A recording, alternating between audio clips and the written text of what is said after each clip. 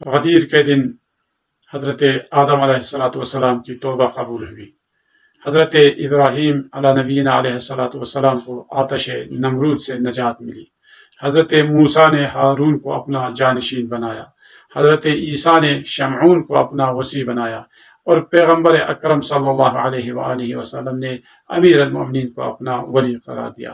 اور اہل سنت حضرات کہتے ہیں کہ پیغمبر اکرم نے رحلت کے وقت کسی کو تعیین نہیں کیا ہے۔ شیعہ کہتے ہیں کہ پیغمبر نے 2 کام انجام دیے، حکومت تشکیل دی اور جو کسی جانشین کے بغیر ممکن نہیں، لہٰذا ایک نہیں 12 جانشین کو معین کر کے گئے۔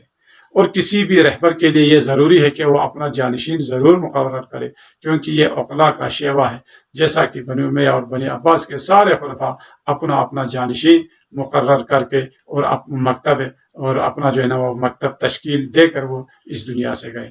تو کیا پیغمبر اکرم صلی اللہ علیہ وآلہ وسلم جو آنے والی قیامت تک کے لیے کیا امت کو ایسے ہی چھوڑ کر جا سکتے ہیں؟ یہ نامعقول ہے۔ والسلام علیکم۔